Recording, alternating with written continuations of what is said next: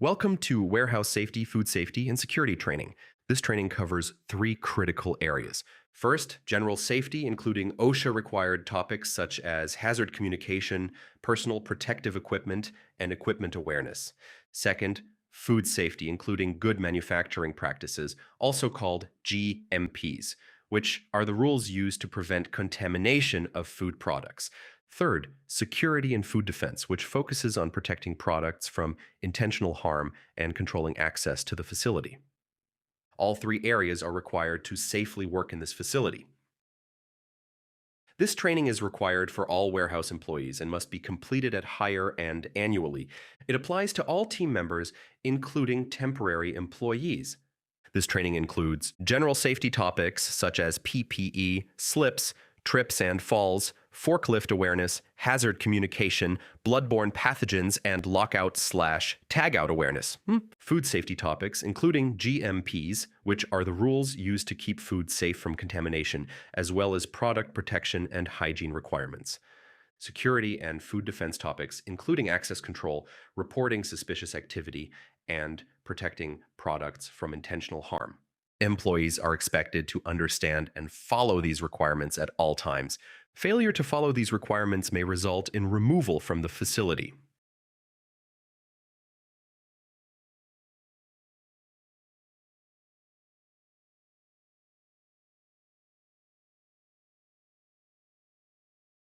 Our mission is simple. Everyone goes home healthy every day. This means protecting yourself, protecting your coworkers, and protecting the product we handle. We are responsible for maintaining a clean, controlled environment and preventing injuries, contamination, and security risks. If something does not look right, it is your responsibility to speak up and report it. In an emergency, you must act immediately, know the alarm signals, and follow evacuation routes to the designated meeting area. Do not delay and do not attempt to gather personal items. Fire extinguishers should only be used if you are trained.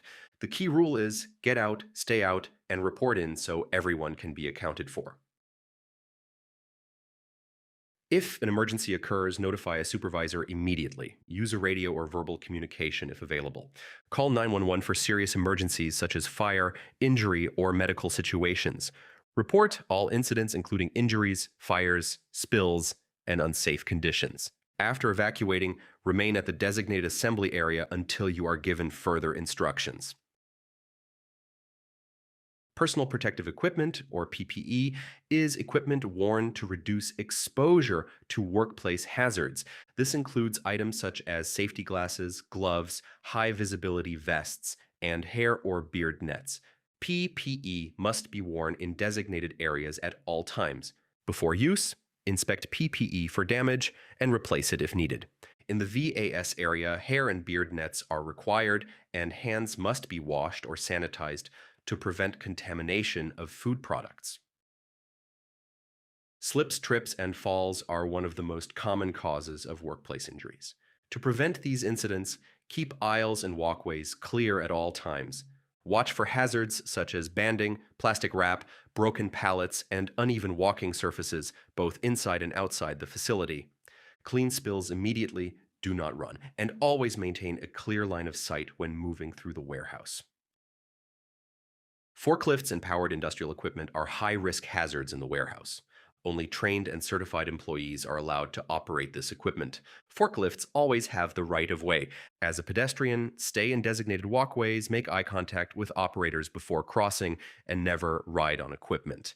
Always stay clear of moving equipment and assume the operator may not see you. Hazard communication, also known as HAZCOM, is an OSHA-required program that gives you the right to know what chemicals you are working with and how to handle them safely. You must know where safety data sheets, or SDS, are located. An SDS explains what the chemical is, the hazards it presents, how to handle it safely, and what to do in an emergency.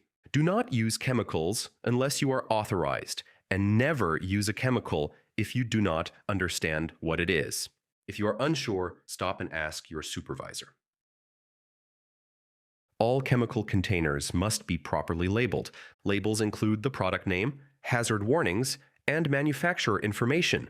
They also include signal words such as danger or warning. Danger indicates a more severe hazard, while warning indicates a less severe hazard. Labels also include pictograms, which are standardized symbols that show the type of hazard, such as flammable, corrosive, or toxic. Never use any chemical that is not labeled. This slide shows the OSHA hazard communication pictograms. These symbols are used on chemical labels and safety data sheets to quickly tell you what type of hazard a chemical has. You do not need to memorize every detail, but you need to recognize what they mean so you can protect yourself. For example, the health hazard symbol means the chemical may cause long-term health effects like breathing problems or cancer. The flame symbol means the product is flammable and can catch fire easily. The exclamation mark means it can cause irritation to your skin, eyes, or lungs. The gas cylinder means the chemical is under pressure. The corrosion symbol means it can burn your skin or damage your eyes and metals. The exploding bomb means the product can explode under certain conditions. The flame over circle means it is an oxidizer and can make fires burn more intensely. The environment symbol means it can harm the environment. The skull and crossbones means the product is toxic and can be deadly. If you ever see these symbols on a label, stop and make sure you understand the hazard before using the product. Always follow the label instructions and refer to the safety data sheet if needed. If you are unsure, ask your supervisor or the safety team. Bloodborne pathogens are harmful microorganisms found in blood and bodily fluids that can cause disease. Exposure can occur if these fluids enter the body through cuts, eyes, or other openings. If you encounter blood or bodily fluids, do not touch or attempt to clean it. Report it immediately to your supervisor. Only trained personnel are allowed to respond using proper protective equipment and spill kits. Lockout/tagout, or LOTO, is an OSHA-required safety procedure used to control hazardous energy when equipment is being serviced or maintained. This prevents equipment from starting unexpectedly. You are not responsible for performing LOTO. Do not attempt to fix equipment, clear jams, or remove guards or safety devices. If equipment is not working properly, report it and stay clear. Safety is part of your job every day. You are responsible for following all safety rules and procedures, reporting hazards and unsafe conditions, and avoiding shortcuts. If you are unsure about a task or condition, stop and ask. Preventing incidents starts with awareness and speaking up. We handle food products that go directly to consumers. Because of this, we must follow good manufacturing practices, or GMPs. GMPs are rules and procedures designed to prevent contamination and ensure food safety. This includes maintaining cleanliness, controlling personal hygiene, and protecting products from damage or contamination. Keep your work area clean, organized, and controlled at all times. If you see a problem, report it immediately. Anyone can report issues at any time. Employees are one of the most common sources of contamination. That means what we do personally has a direct impact on product safety. Hand washing is required before starting work, after using the restroom, after breaks, and anytime contamination may have occurred. Wearing the correct PPE is also required. This includes hair and beard nets where applicable, and gloves when required. Keep in mind, gloves do not replace proper hand washing. Loose jewelry is not allowed, as it can fall into product or create a contamination risk. You are also expected to maintain clean clothing and good personal hygiene at all times. Food, drinks, and tobacco are only allowed in designated areas and are not permitted in the warehouse. These are not suggestions. These are requirements to protect the product, the customer, and the facility. Hand hygiene does not stop at washing your hands. After washing, you must use a paper towel to turn off the faucet to prevent recontamination. Do not touch the faucet with clean hands. Use hand sanitizer when exiting the restroom before returning to work. The following GMP rules are non-negotiable and must be followed at all times. No food, gum, or tobacco is allowed in warehouse areas. Only water in clear containers may be allowed if approved. Eating and drinking is only permitted in designated break areas. Food is not allowed in lockers. Personal items must be stored in designated areas only. Items such as WD-40 and duct tape are not allowed in warehouse areas because they are considered chemical contamination risks. These rules are in place to prevent contamination of food products. The following behaviors are not allowed in this facility: food or drinks on forklifts or equipment, energy drinks, soda, or snacks in work areas, open containers near product, food stored in lockers, trash cans, or food waste left in the warehouse. Ceramic or glass containers are not allowed on the warehouse floor due to breakage and contamination risk. These conditions can lead to contamination and must be prevented at all times. Employees who are sick must not work in areas where food is handled. Symptoms such as vomiting, fever, or diarrhea can contaminate food products and create a serious health risk. If you are sick, notify your supervisor immediately. If you observe someone who appears ill, report it so they can be removed from food handling areas. For cuts or injuries, only blue bandages are allowed. Blue bandages are used because they are easily visible if they fall into product. Regular bandages are not allowed. Product protection is critical to food safety. Do not open sealed food products. Do not sit, stand, or place items on product. Keep all product off the floor. If you see damaged, leaking, or compromised product, report it immediately. Damaged product must be separated and handled according to procedures. Protecting the product protects the consumer. Foreign material contamination includes any unwanted material in food, such as wood, plastic, metal, or glass. These materials can enter product through damaged pallets, broken equipment, or poor housekeeping. Report broken pallets, damaged fixtures, or any debris immediately. Also be aware of allergens in stored products. Cross-contamination between products must be prevented. If you see damaged packaging, report it immediately. Chemicals must be strictly controlled to prevent contamination. No chemicals are allowed in warehouse areas. This includes items such as WD-40, duct tape, spray paint, and maintenance chemicals. All chemicals must be stored in designated maintenance or janitorial areas. If you find chemicals outside of approved areas, report it immediately.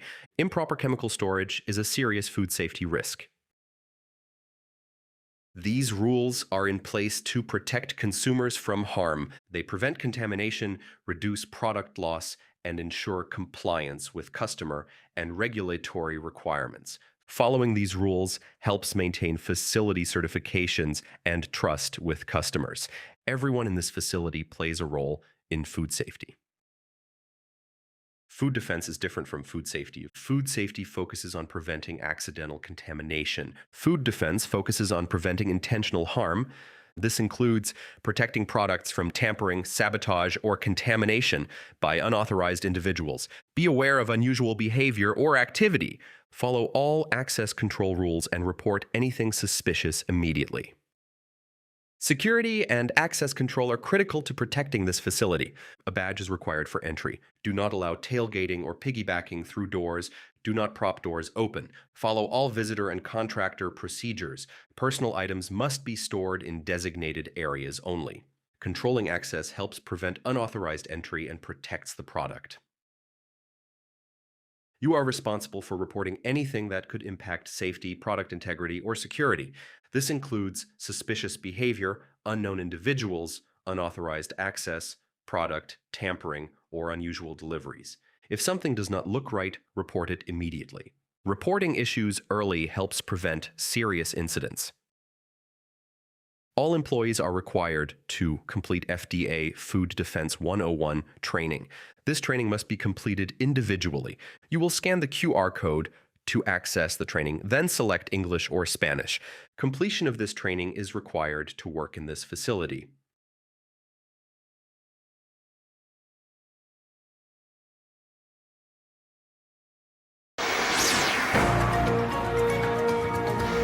Hello everyone, I'm Francine D. Alvarez here with a special report.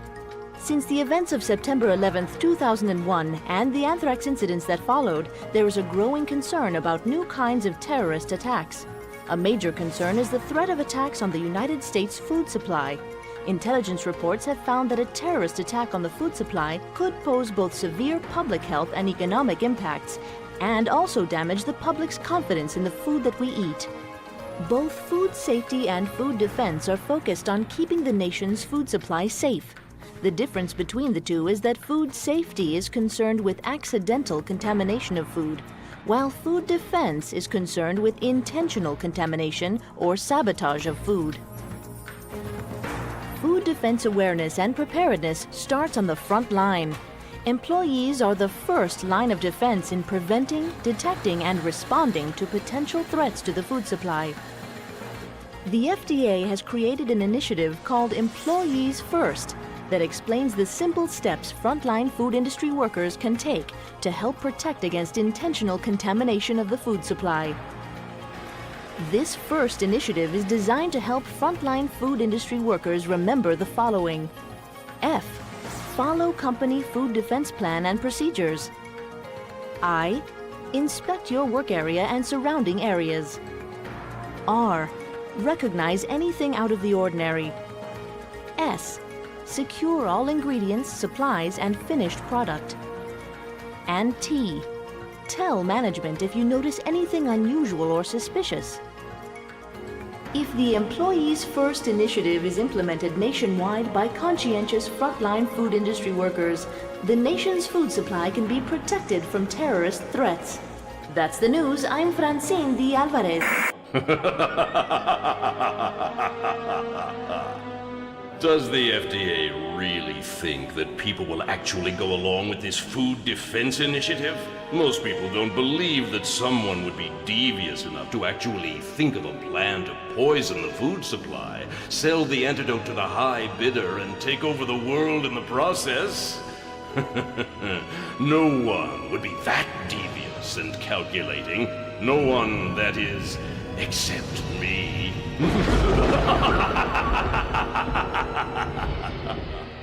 Food defense plans or not, no one will be ready to stop my master plan. After all, employees rarely pay attention during orientation. They often don't read their handbooks, and they probably won't follow any plan their bosses give them to protect their food supply. Frontline workers simply don't realize how important they are in keeping the food supply safe. When the first line of defense is not paying attention, the world is mine for the taking. Speaking of plans, let's see how my agents are making out with mine.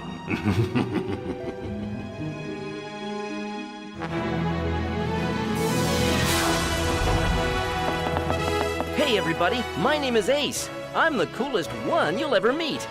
I'm here to show you how important you are in protecting the food supply. Thanks to the FDA's first initiative and your dedication, the food industry is prepared for a threat like this. What is first? I could tell you, but it might work better if I showed you. Here, take a look.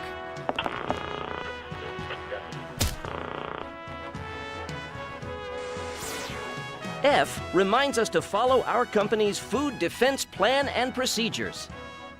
Each employee should have a good understanding of what their company's food defense plan and procedures are. You should ask your manager or supervisor if you have any questions about the plan.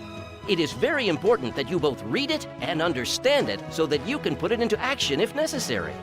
Always review employee bulletins and posted information about food defense so that you're up to date on any changes or new procedures. Having a plan is the first step in food defense. With a well-constructed plan, terrorist schemes and threats against our food supply get jammed up pretty quickly. What? This can't be happening. If the food industry starts adopting and following food defense plans, I'll never be able to get to the food supply. Attention, all agents. They're on to us. They've developed food defense plans and are aware of possible threats. We must step up our plan and begin to infiltrate the workplace. With FIRST, not only should you follow the company's food defense plan and procedures, but you should also inspect your work area and surrounding areas. Make sure you visually inspect your work area before, during, and after your shift. You should also inspect food materials for tampering and follow the appropriate procedures for reporting anything out of the ordinary. And keep personal items away from food processing or storage areas. Okay, now we know what the F and the I stand for, but what about the R? R reminds us that it's important to recognize anything out of the ordinary. But what kinds of things should you look for? You should identify any unauthorized access or changes in your equipment. Someone using your equipment or making changes to it without permission are things to look out for. Follow company procedures that limit access to the facility and controlled areas. You should never give a key card or access code to anyone. If they don't have permission to access that area, it's for a reason. Always be aware of individuals who are not wearing appropriate clothing or who don't have proper identification. Anything out of the ordinary should be reported to a manager or supervisor immediately. Agent Zero, I've seen how many frontline workers have been inspecting their work areas and have identified things that are unusual or suspicious. They are really putting this first initiative into practice. No matter, we'll hit them where it hurts. Get the ingredients, supplies, and food products contaminated immediately. I bet they're just lying around with easy access. Don't fail me again. We're running out of options now. There's also an S in the first initiative. The S tells us to secure all ingredients, supplies, and finished product. If things are properly secured, the wrong people will not be able to get to them. You should secure ingredients, supplies, and food during preparation, during distribution, and during storage. You should also store food products separate from poisonous and toxic chemicals like cleaning and sanitizing products. Making sure the ingredients, supplies, and food products are secure will make it that much tougher for terrorists to do anyone harm. Listen, and listen very carefully. The frontline food industry workers have defeated every attempt we've made, and now my master plan is ruined! Get out of there before you get caught. If they find out you're there and report it to management, we're all going down. The T in first lets us know that we should tell management if we notice anything unusual or suspicious. We know that if there ever is a threat against our food supply, we'll be well prepared to stop it. We have followed our company's food defense plan and procedures, inspected our work area and surrounding areas, recognized anything out of the ordinary, secured all ingredients, supplies, and finished product, and told management when we saw anything unusual or suspicious, like unlocked or open doors or equipment, or unusual behavior by employees, customers, contract workers, or other individuals, or if we suspected food or product tampering. Every single time we perceived that there might be a threat, we told management. We'll always follow company procedures for reporting a threat. With dedicated food industry employees implementing the first initiative, no plot against the nation's food supply can succeed. Remember, F, follow company defense plan and procedures. I, inspect your work area and surrounding areas. R, recognize anything out of the ordinary. S, secure all ingredients, supplies, and finished product. And T, tell management if you see anything unusual or suspicious. Food defense starts with a plan, and the ones who carry out that plan are the workers on the front line. That's you! I know you'll be prepared. This is Ace, the cool one, signing off. Remember, you'll be cool too if you follow the Employees First initiative. I may have been defeated this time, but this is far from over. There are many places in the food industry that do not have food defense plans, and when I find them, and I will, the world will be mine. Oh, yes, it will be mine!